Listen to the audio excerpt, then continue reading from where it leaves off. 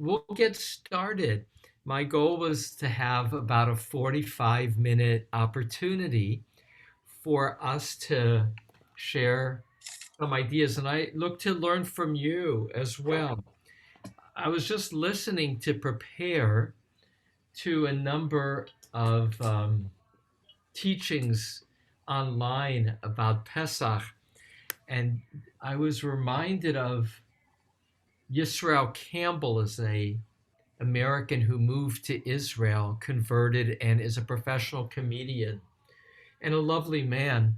So he was commenting that the rabbis in Bnei Brak, that story that we tell as part of our Seder, are the rabbis who knew the story as well as anybody in their generation, Rabbi Akiva and friends.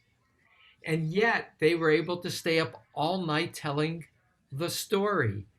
And his point in his little teaching was the challenge we have in our Seders is to take that which is familiar, story that we know, and to present it each year in such a way that it's fresh. I had a teacher for homiletics, Rabbi Simon Greenberg, and he said to us, whenever you get up to speak, you have to say something you've never said before. Every sermon has to have something in it that you've never said before. It doesn't mean there can't be elements that are repeats, but there has to be something you've never said before that you're excited to share. Because only if you bring something new to your teaching will you be excited and then thereby be able to convey excitement to the others who are listening. And so that's true for our Seder. And it's the challenge that I bring every year to the Seders, to read and think about some things new. Of course, not the whole thing, but to at least have some core elements that for me feel fresh. A excited opportunity to see what will come of sharing a new idea. So that's the first thing, and the core thing of our being together is to gain from each other one, and it only needs to be one, but at least one, it can be more than one, seed of something new to bring to our Seder, either a new insight, a new format, and that will be satisfying. So before we talk about the new, I wanted each of you to share one thing that is old that you cherish to include in your own Seder. So we are a small group which allows for participation. What's one thing that's been part of your Seder, a ritual, a conversation focus that you look forward to? So Myron, I'm putting you on the spot since you're the Seder leader. What's one thing as you approach leading the Seder that's something you look forward to having? I like the conversation that we have about the orange on the Seder plate. So you put an orange, and how do you explain the origin of the orange? Well, it brings up the conversation of the role of women in Judaism and part of the Seder and all of that. So it brings about extemporaneous conversation amongst the table for the different meanings that it has and that people have heard over the past, I'd say, 15, 20 years that's been happening. So I think I would double check it, but Susanna Heschel, Abraham Joshua Heschel's daughter, who is a professor of Jewish studies, is attributed with being the person to first put an orange on the Seder plate. And she did so in response to a question many years ago, as you say, 20 years ago. She, by the way, did share this in a public conversation at CBI maybe 10 years ago. in which it was asked, what is women's roles in traditional Jewish life? And she said it's as often as out of place as an orange on a Seder plate. And so began the custom. Mhm.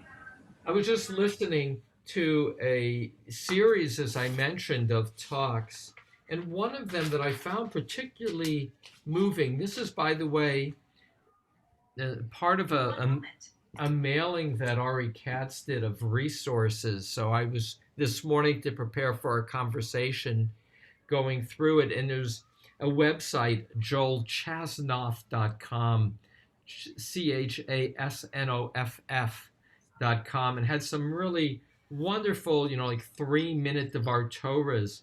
One of them that relates, Myron, as an association to your conversations around the orange, was a rabbi named Mike Rothbaum, who I don't know, and his key talk was on the importance of walking, even over talking. And he pointed to the key moment of the Israelites gathered at the Sea of Reed, in which Moses is apparently praying. And he says to Moses, Matitzakalai, God says, why are you shouting at me? Why are you praying? Proceed into the water. And it was a moving talk by Mike Rothbaum that what it means to fulfill the command is to know when it's time to march, and the importance of marching as an act of community, of unity, of progress. And he writes, he spoke about how, in the moment before they began to march, there was the fear of death. That's why they were paralyzed. And their ability to walk forward as a community led to redemption. And then he talked about, how there are all these marches for immigrants, for refugees, for LGBTQ, for Black Lives Matter. And there are those who say, don't get involved with politics. And he said that the Passover Seder is our guide to say that to remain silent in the face of moral wrong is wrong. That the Exodus story and the Seder is about the goad to act. If you want to stand with God, he said, stand and march with those in need. Thought it was a moving presentation about the place, in terms of your prompt, Myron, the place of conversation, the place of action, and how a core teaching of the Seder is the centrality of marching, of action, on behalf of those who seek to move toward liberation. So what another piece that you would hope, Mike, what would you hope to bring? I always ask people around the Seder table to share either their first memory of a Seder or a really profound moment in one of the Seders they have attended. And just to kind of get the ball rolling, I often share that my first memory is from about age 5 or 6 in a military base where my dad was an officer, in the mess hall, in the dining hall, with probably 200 soldiers sitting all around the perimeter of the room in a U-shaped table, one next to each other, and literally just going one after the other, reading a paragraph of the Agadah. And as a 5-year-old, to me, it was such an awe moment. I mean, an inspiring moment to see all these young soldiers doing it. And other people just share some amazing things. Shelley maybe 2 or 3 years ago, shared how about 10, 11 years ago, when he got to the Echad Miyodea, kind of toward the end of the Seder, and people were banging on the table. She just thought it was awesome. So this kind of stories just really bring some personal touch to the Seder. And to me, even more so than, say, the Afikoman or, let's drink the third cup of wine, etc. So that's beautiful. So let me say what resonates for me in you sharing that, Mike. And that is almost from the get go, not unlike this sharing we're doing with each other now. The Seder is the opportunity to give everybody a voice first, that there is a sense that you, as the prayer Seder leader, invite people to share something personal. And the easiest, most accessible place to begin in terms of context making is a memory of a Seder.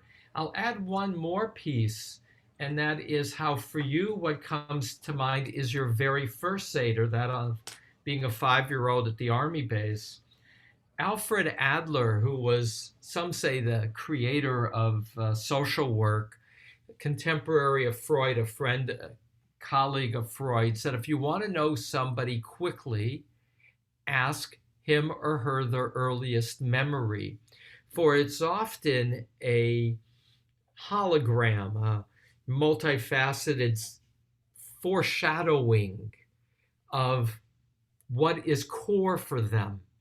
And that's, again, an opportunity to allow people and to be present with each other with any sharing. But I particularly like, what's your earliest memory is often not just about a moment, but about a core sense of what resonates throughout one's life. Others, what's something that you look forward to that you've had as part of Seder's past? Hey, Rabbi, one of the things that we do every year is the kids, when they were little, they made Afikoman plates, and they made Afikoman pouches, and they made plates that were for the Seder, and all their little things that they had since they were little, we bring in every year, and they see it and they remember it, and it's just very hot. They made those when they were at preschool at Beth Shalom over on Tustin Avenue in Fairhaven, because that was before CBI. That was when CBI was on B Street and there was no preschool at CBI. And a good 10, 15 years before CBI had a preschool. And it was also before TVT and all of that. Yeah. So we really love to bring in our kids to the past. So a few things to share. One is, Lisa, I anticipate that Lisa Heller was at that time the preschool director at Temple Beth Shalom, who would go on to be our really founding director for 17 years, would make CBI go from no preschool to a model preschool. So I love, Sarah and Cliff, you're sharing how for your daughters, seeing those objects they made in preschool is a way physically to feel the continuity of Seder's past and a belonging. And for parents, now I'm projecting and identifying, there are sweet memories that those evoke of one's grown children as dependent, small, cute children that also is deeply heartwarming, as Seder is a reminder of, Medor Lador, from generation to generation.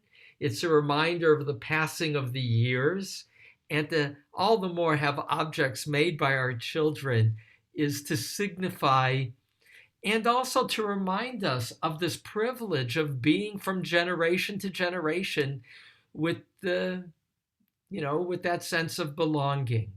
So that's lovely. And that too, I will add in reference to Mike's invitation for people to share. and now kind of segueing, we'll continue with past, but to have people, I've done this at my own Seder, to bring an object to the Seder that either represents freedom, or that represents Seder's past, or that represents Jewish identity, as a way to prompt sharing and conversation. To have a physical object is often to have an accessible emotional foundation for sharing. All right, what are some of the things that you have had in your past Seders that you look forward to including?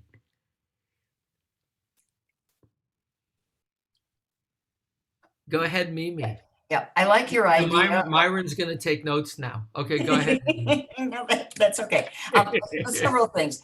In the present day, in with our Zoom Seders, which give us the opportunity, like his older daughter is in Bethesda, and so she'll be able to be at Seder with us, which, I mean, I'm sure a lot of you have families scattered and that will be able to be together.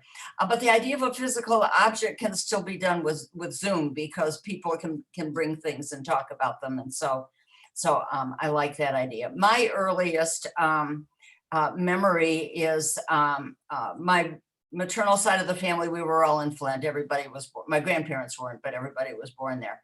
And I was little, and I can picture it at my grandparents' table with my grandfather at the end by the window. And my cousin, who was 3 years older, must have asked for butter. We didn't keep kosher, but grandparents did. And I said, no butter, Dibby, Jimmy. And we still talk about that. And in fact, I think when we have our 12th reunion on Zoom next week, or in 2 weeks, and I'm gonna ask everybody to bring Passover memories. My carrying forward is the family being together and into sharing. And Myron this is probably his 25th or 26th Seder that he will be leading in a row. And the first ones, he did the 4 questions because he was the youngest. So just to again react, and then Esther, I see your hand. So to take what you shared, Mimi, is again, the Seder is an opportunity, which links to Mike, for us to say to ourselves, what are our memories, and sometimes our earliest memories, and that can be a harvest of delight in so many ways.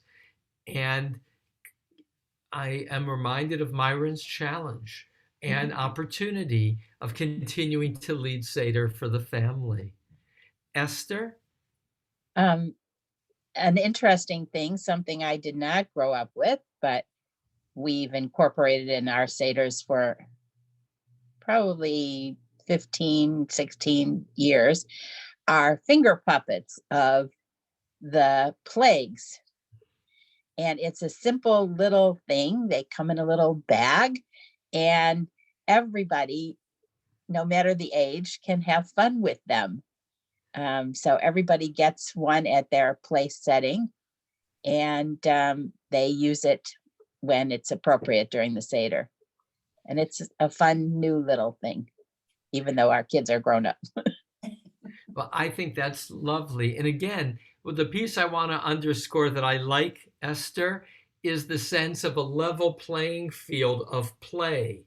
By virtue of doing what we don't normally do, namely a finger puppet, it enables creativity, it enables play, and no matter the age, there's a level playing field. So one association of something that I do and like when I've had people in person is on the first night, I have everybody do a drawing or a paper tear midrash, a description of a moment of the Passover story or a moment of Seder's past that they draw, and then write their name on the back and what moment it is. And then I, as the prayer leader, harvest all of these and I organize them in so that there's a flow. And at the point of the telling at the Seder, I'll show one, and again, it's a level playing field. That's what, Esther, you're reminding me of with the finger puppets, in that most of us are not artists, and there's not a lot of time, and I give people glue, I give them construction paper, I give them colored pens. It's also when people get there, since people are arriving at different times, it gives people something to do. And I've kept them from previous years, so I have reminders of who's been at my Seder in years past as well. Not that I've looked at it for a while, but I then take the stack that I have. And so let's say the first one is the 4 questions, as an example. 4 children, for somebody that's an evocation of Seder.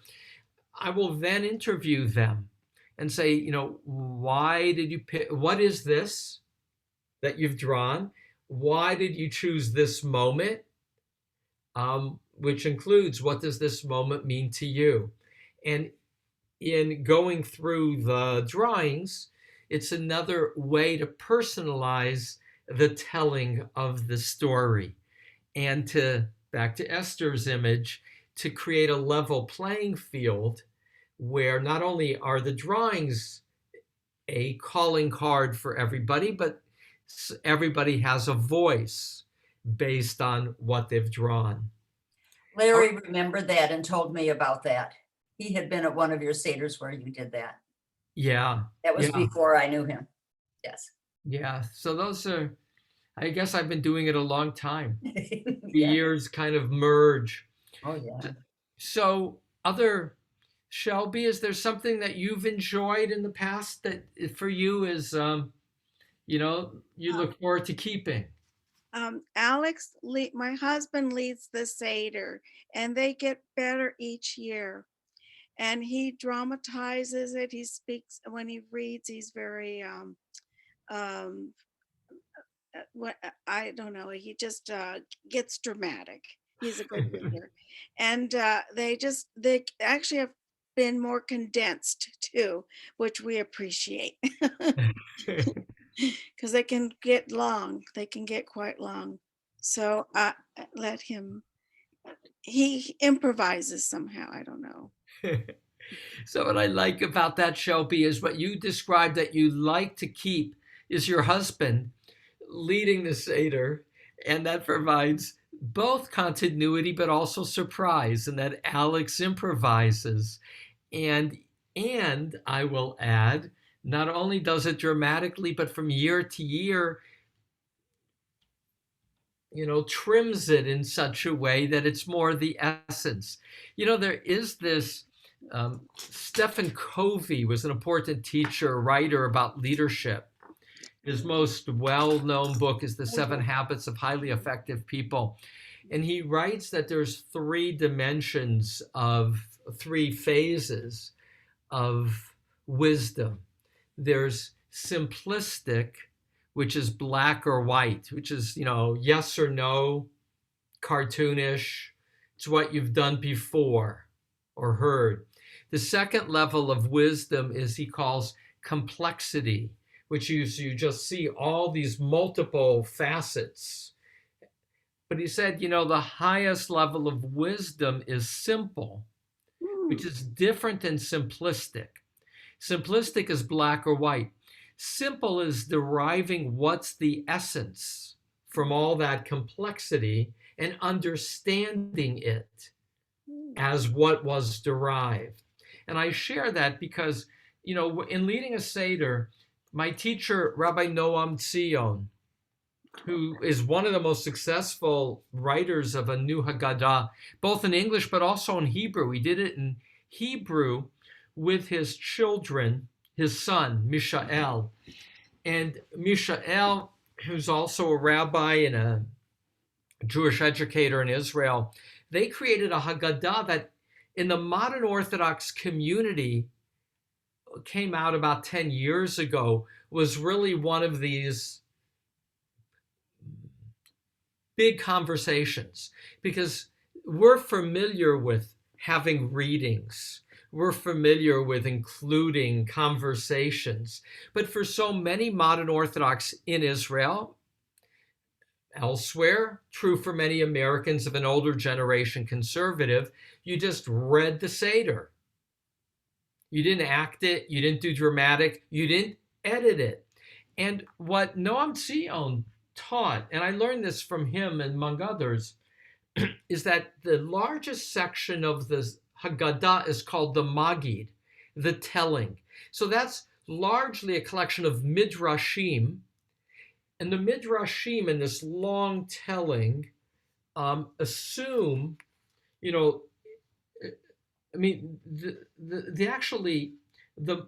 assume that everybody knows the story, and these midrashim are like how wonderful it was. It wasn't just 10 plagues, it was 50 plagues. No, it was 100 plagues.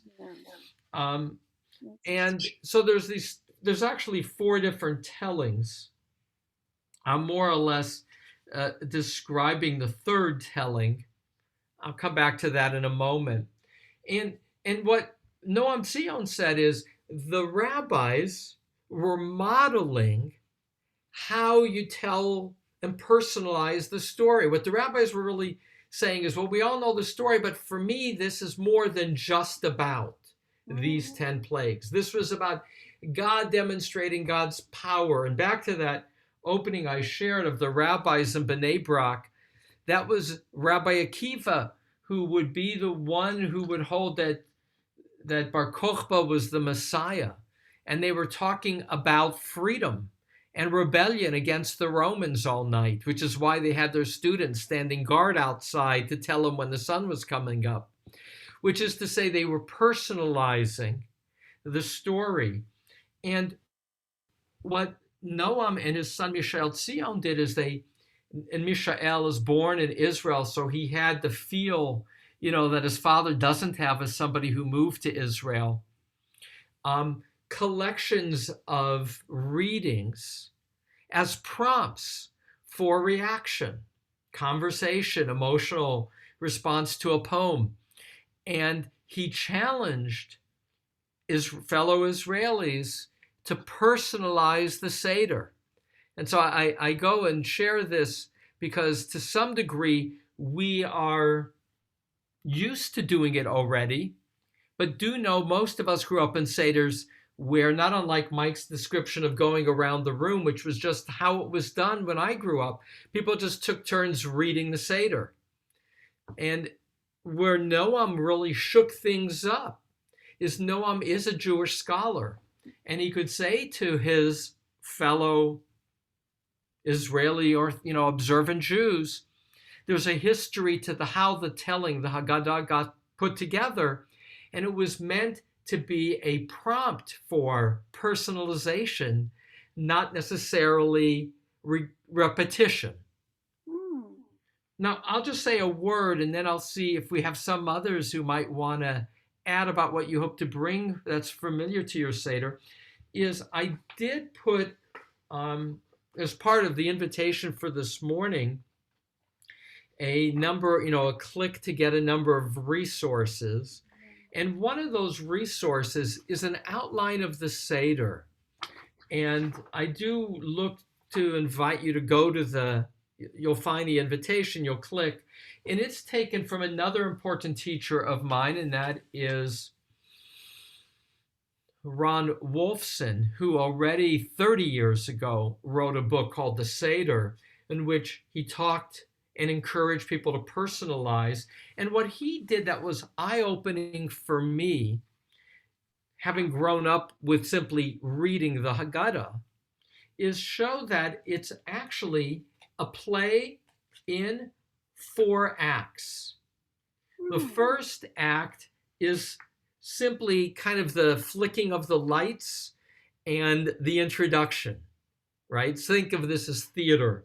So the first act is lighting the Shabbos candles, the silent washing of the hands, the first glass of wine, the karpas announcing spring, the breaking of the matzah, showing that we're gathered together. It's foreshadowing the Afikoman that will later be found, and the invitation for people to come and join. Halach ma'anya. So that is the setup. That's Act 1.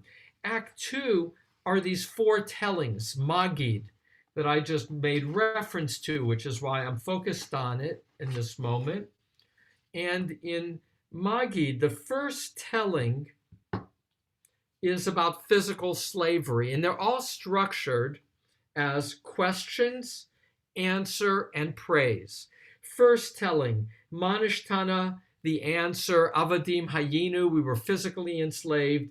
Then Baruch HaMakom, words of praise. Second telling, a description of the 4 children with different personalities. And then talking about, Hidchila of De Avodah Zarah. That's kind of our ancestors were enslaved, but that's because they were idolaters. They weren't free spiritually to know. And then Baruch Shomer, words of praise. The third telling is it's implicit that there's questions, because then we just say ulmad, go and study. And that's the longer Magid, the one with all those rabbis doing midrashim. They're building stories around the 10 plagues, including a midrash on Arami Oved Avi. My ancestor was a wandering Aramaean, and who that's about. That includes the Dayenu as the words of celebration.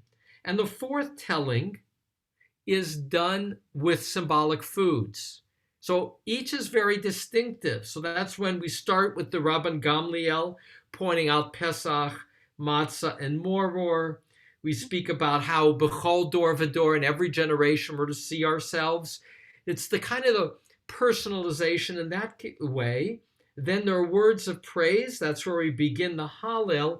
And then we have the second glass of wine. Each wine marks one of these 4 acts. The third act is the meal itself, which of course will close with a glass of wine.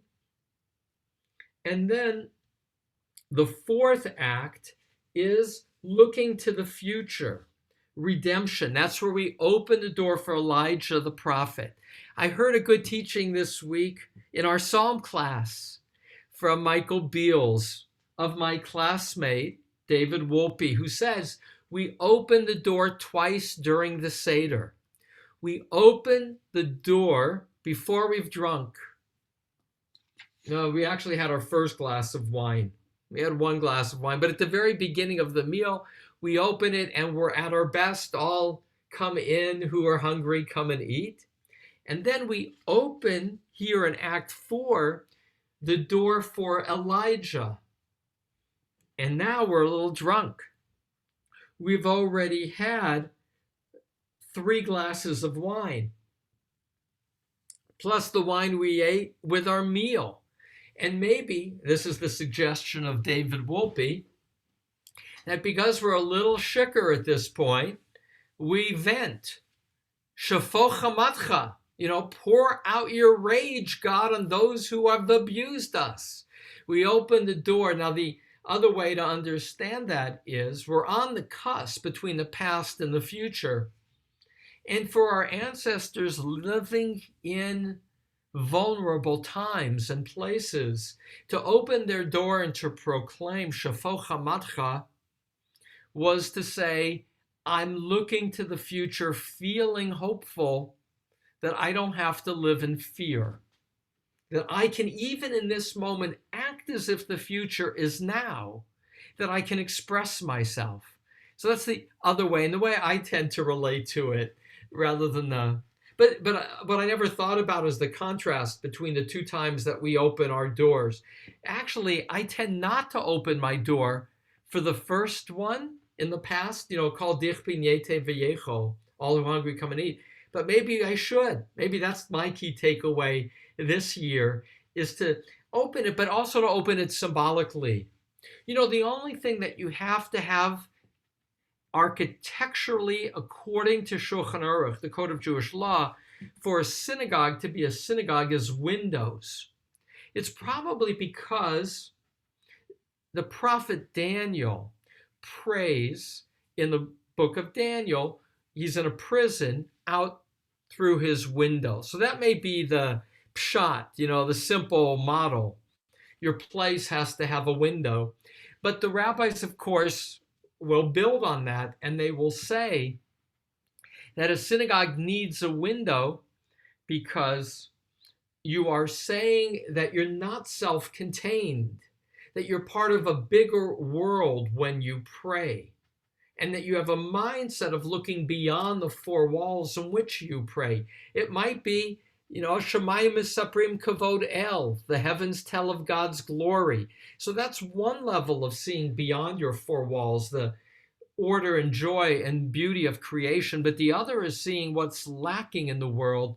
And some say it's not only looking out, it's looking in, that you should bring the mindset to your praying of how to an outsider do you look as a community? Are you a community of menschlichkeit? Are you a community of concern for those beyond your walls? If somebody was to come into your space, would they be like Bilam, the prophet who was not Jewish, who would say, Ma tovu alecha Yaakov, how goodly are your utensil, Jacob? And so back to our Seder and the opening of doors, there's a wonderful essay written by Jerome Lipnick. Many of us knew Rabbi Bernie Lipnick of St. Louis many years ago, one of the great rabbis of the generation before me, Bob Sklar's rabbi from his youth. He had a brother, Jerome Lipnick, and Bernie Lipnick would put together, after his brother died too early, a collection of his brother's writings, which I possess. And Jerome Lipnick, who I will add had an important part of my wife's life in that he was in charge of B'nai B'rith youth retreat at the Star in Pennsylvania at their big camp. And my wife spent the summer with him and made a big impression on her. So Jerome Lipnick, wrote an essay about how we say this, but there's no opportunity to find people to join at your Seder, at the Seder. And he wrote about, like going out in the park in St. Louis looking for people to invite to a Seder, but there was nobody to invite home. And he wrote about this tension between mouthing the words and doing the deed. So that's the tension. How do we make our words, our opening the door, more than just symbols? In fact, a Seder ultimately is to be a transformative experience. It is to lead us to want to act. With that, I see Lainey, who I know, and John Anderson, who I'm not sure I know. Do either of you have something you'd like to share about what you're bringing to your Seder's past? Rabbi John Anderson is me, Aaron. Sometimes it shows as Aaron, sometimes it shows as John. So okay, Aaron. Aaron, what do you have one thing you'd wish to bring from a Seder past to the Seder present? I haven't really thought about that much, except when I was a kid was my grandparents. My grandfather was a rabbi, and he was Italian, Syrian descent. And my grandmother was Greek, and she did all the cooking and whatever have you. So I remember all of the food and we have to sit there and listen to all of his stuff, you know what I mean? Versus now be myself and my wife is totally different atmosphere, So I always, once in a while, I just sit there and I just envision myself being as a kid with my grandparents, which, my mom passed away when I was 8 years old and my grandparents raised us. So, no, I have some good memory from the past, So. Well, what you prompt for me is two things, a few things, Aaron, in your sharing. One is the privilege of having parents with diverse immigrant backgrounds, in your case, immigrants to Egypt, you growing up in Egypt in those Correct. years, Yes. and how for so many of us we have immigrant memories, and our Seders are a reminder of this role. We just did our highest refugee Shabbat. One of the other facets of the Seder is to think about ourselves as a migrant people. And that's one piece. The other is I sent to my family chat this morning this very funny little 3-minute stand-up piece. Again, if you go, Ari Katz sent out this lovely mailing of resources, including, by the way, a CBI thing, 32, we at CBI, last year or the year before, we being Carl and I, put together 32 experiences, some songs, that's Carl, some my teachings. They're short, like, 2-3 minutes each. That's a mailing you can find on our website. But back to Ari Katz, he had a more recent harvest of sites. So there was an Italian fellow who talked about going to his first Seder.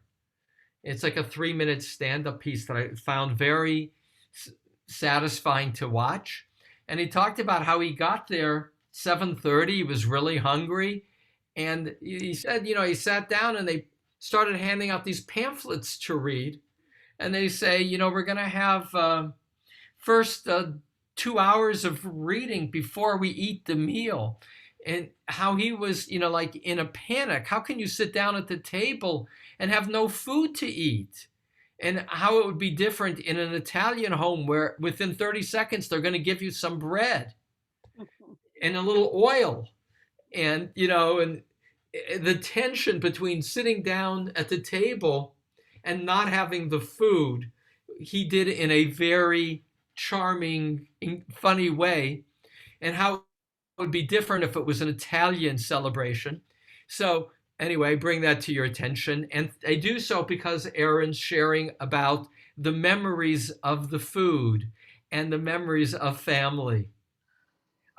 Just a couple more, because I wanted to go just a few more minutes, and I'll say some closing things. Lainey, what were you going to add? Yeah, thanks. It really, this whole session really inspired me because I wasn't going to go on Zoom with any family or anything because they're not as much into it as I am. So, and now I'm really inspired. Even if we don't do the Seder with them, at least we connect and talk about our memories and things that you mentioned. So I'm really inspired by this whole session. I think it was fantastic. Oh, thank you, Lainey. And I'll add 2 other things in that regard. Frankly, I'm so busy with my Psalms, and Lainey, fortunately, many of you are regulars on my Psalm teaching.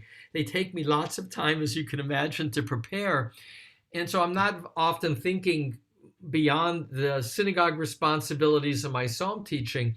But as I was preparing this morning and listening to particularly things on Ari Katz's email collection, I was reminded that I too, Lainey, because we're on different time zones, my children are all on the East Coast, but at least to be able to get together for a half hour, 45 minutes, to do some of the things we've been doing here, and that's just talking about Seder, which equals talking about family, which equals talking about Jewish belonging, which equals talking about values and where we need to act in the world. It is a unique family seminar that does all those things. Edie, a comment? I welcome Edie Burke into the conversation about something you would bring from your Seder's past. And after you do that, I'll react and then pull together our preparation. Edie,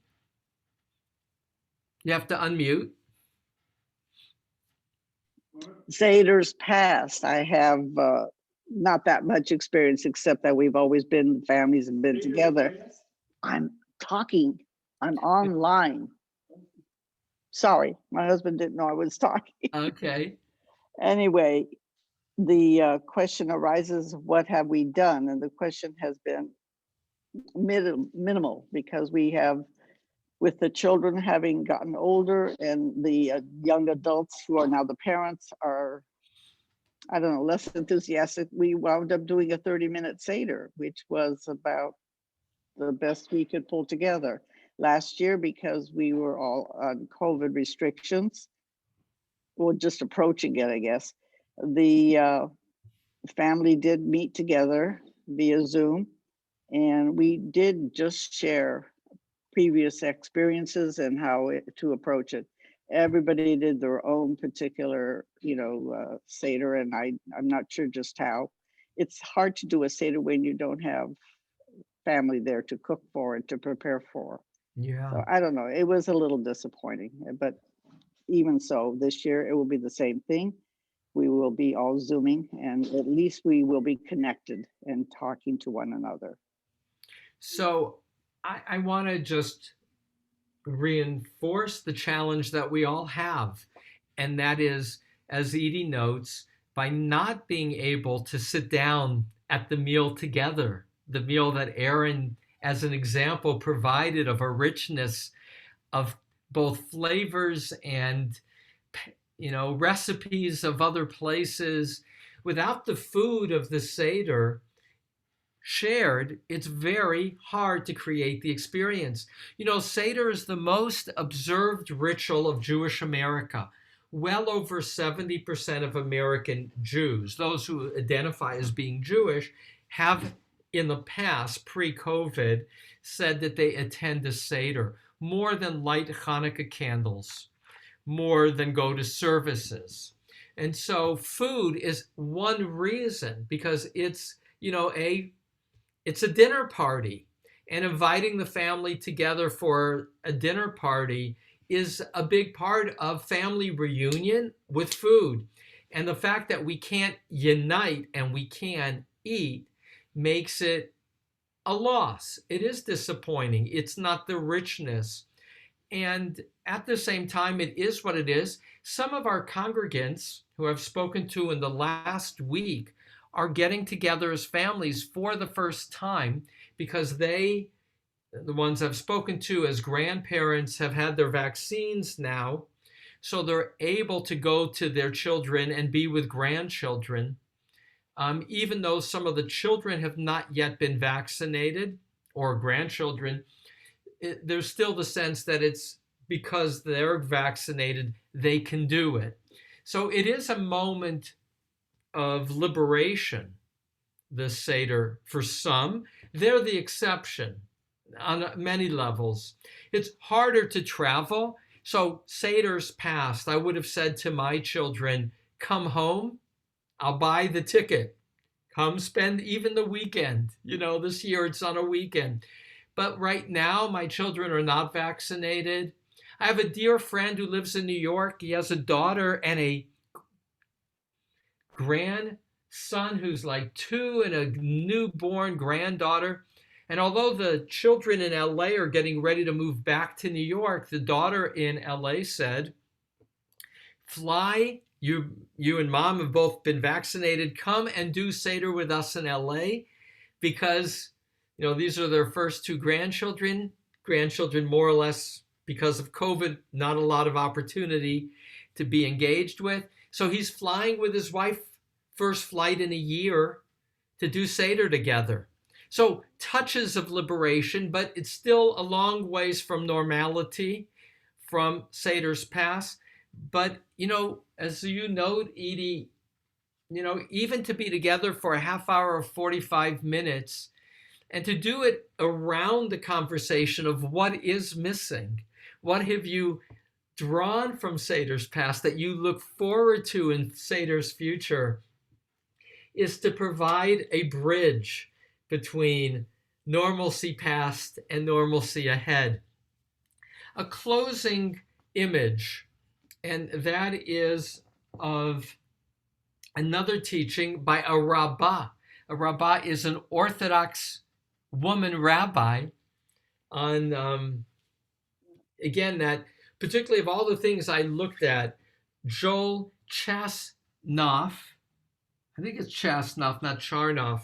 Do it both ways. Maybe it's Charnoff, .com.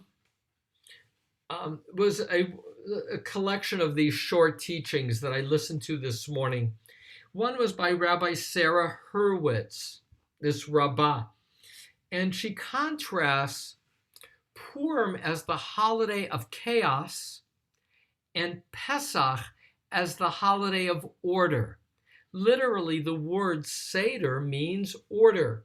I described earlier how it's, in fact, very highly structured as a play in 4 acts, and then each act has these different moments. It's all structured.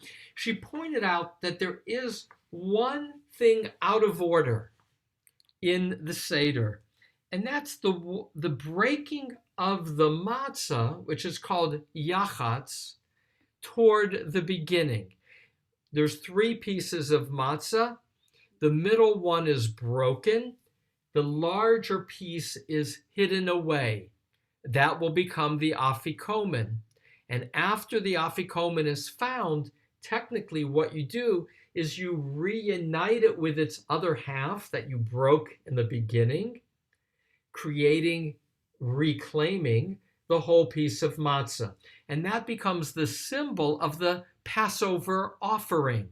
You know, the Hillel sandwich that we take a taste of is 2 pieces of matzah, and in the middle was a piece of lamb. So that's how they would eat the lamb without getting too oily. They would put it between matzah. But the lamb represents the future, when the temple will be rebuilt. So when we eat the Hillel sandwich, we are signifying that one day there will be a reclaiming of the temple, a messianic era.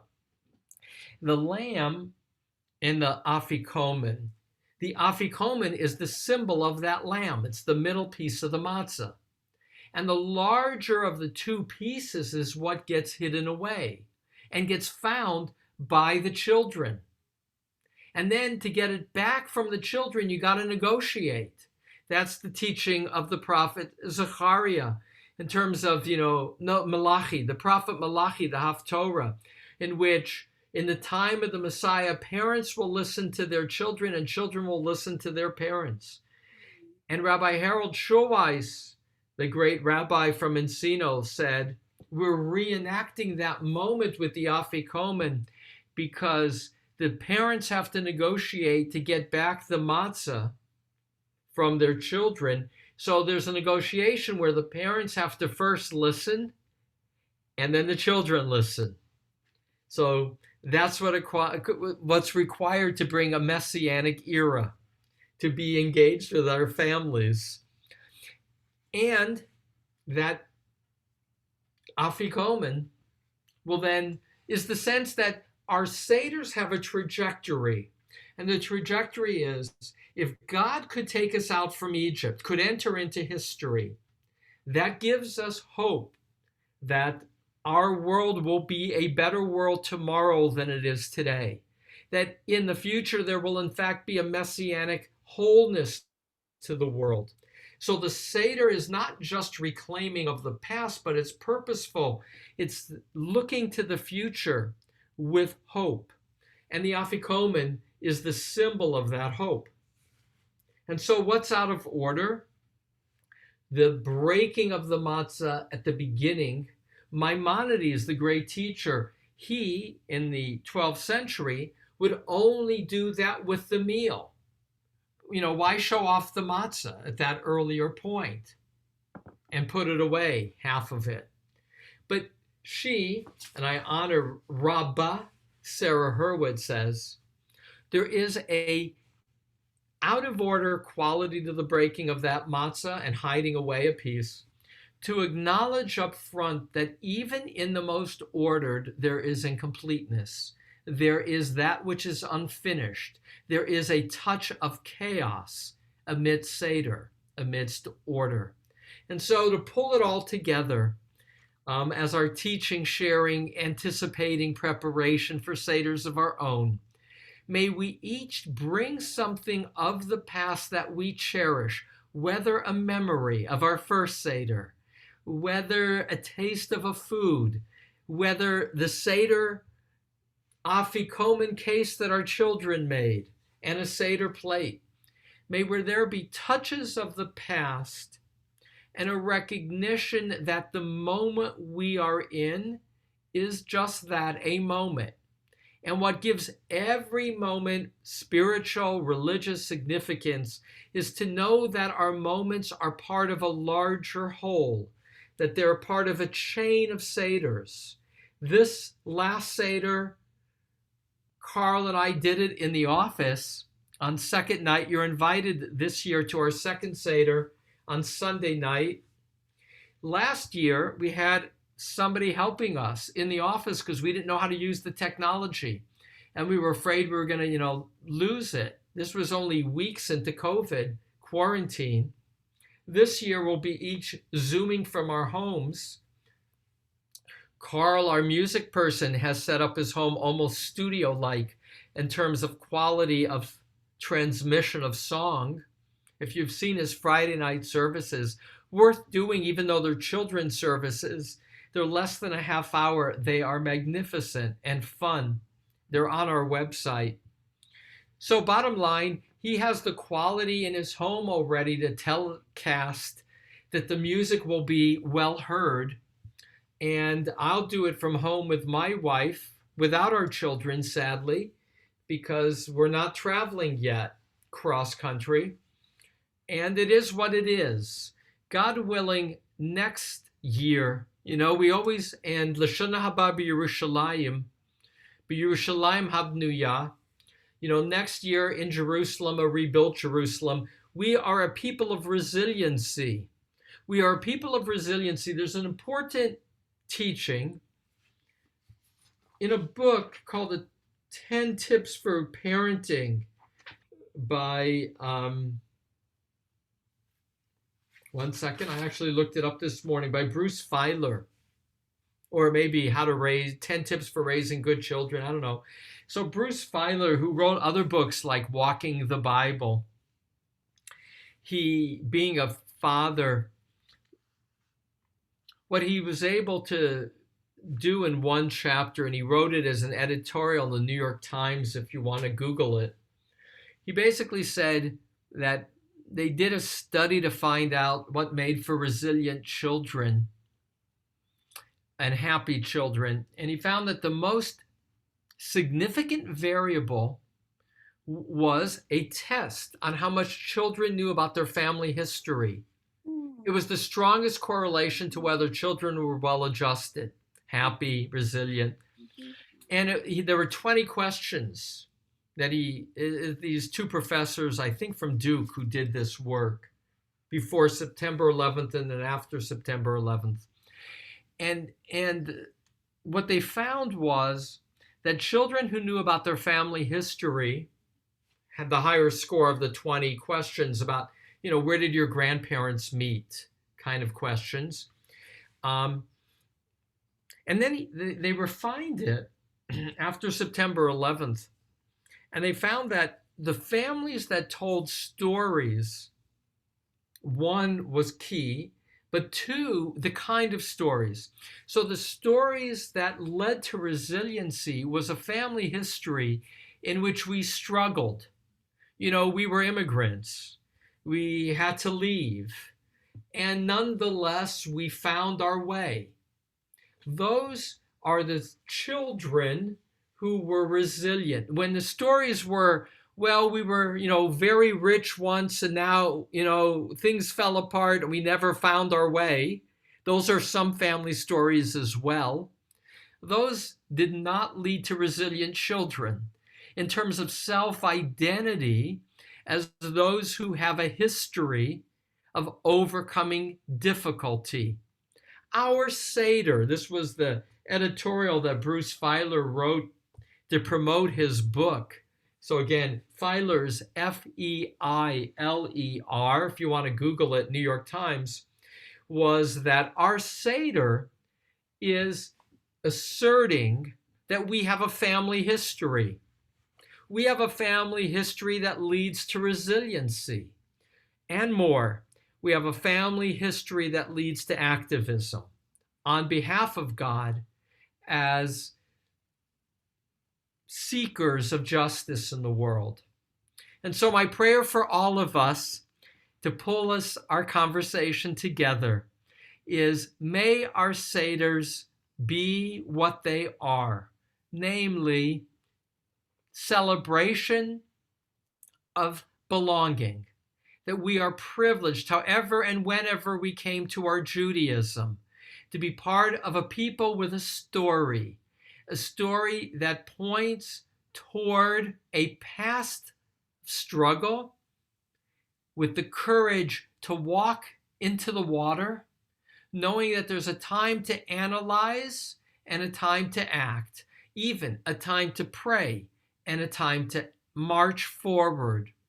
And may for each of us, our Seders be a harvest of sweetness of the past, a recognition of incompleteness, which can be bitter, and the taste looking forward of courage, of opening our doors, both at the beginning of the Seder and at the end of the Seder, to link our lives with something bigger than our lives, both belonging to our Jewish community and our responsibility to be part of the larger creation on behalf of God. So to each of us, may this conversation, 2 weeks, only 2 weeks from our Seders, initiate us to thinking about what can we bring that's fresh and what can we honor as continuity in our own celebrations. So my blessings to each of you, to Sarah and Cliff, to Mike and Mimi, to Aaron and Esther and Myron and Shelby and Alex and Lainey and Edie and Roz. Chag Sameach. May it be a Seder of order and of creativity. Be well. Sameach. Thank you Chag very much. Sameach. Yes, thank you so much, Rabbi. You're welcome. And Thank come you. to the Thank you. come to the gala at 5 o'clock tonight. Come to the gala at Everyone 5 is o'clock. welcome. You'll find the www.cbi18.org. As Esther says, you'll find the link to the gala this evening, and you'll also find the resources that I've mentioned on our website. Be well. Shelby, Parsha Hashvuah is 3:45 today. Thank you. Oh, 3:45. Okay, Bye. Thank you. bye. Yeah. Bye, honey.